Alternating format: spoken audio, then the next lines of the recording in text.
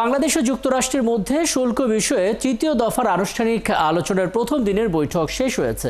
যুক্তরাষ্ট্রের স্থানীয় সময় মঙ্গলবার দুপুরে এই আলোচনা শুরু হয়। আজও দুই দেশেই এই শুল্ক আলোচনা চলবে।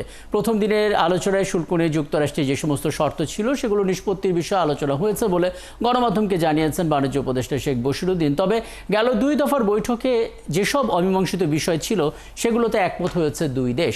কোনো দেশকে যুক্তরাষ্ট্র কী সুবিধা দিয়েছে এবার আলোচনায় সেটা তুলে ধরেছে বাংলাদেশের। আগে এই বৈঠকে অংশ নিতে মঙ্গলবার সকালে ওয়াশিংটনে পৌঁছায় বাংলাদেশের প্রতিনিধি দল। বাণিজ্য উপদেষ্টা শেখ বশিরউদ্দিনের নেতৃত্বে এই প্রতিনিধি দলে আরও আছেন প্রধান উপদেষ্টা, জাতীয় নিরাপত্তা উপদেষ্টা ও রোহিঙ্গা বিষয়ক high representative doctor Khalilur Rahman.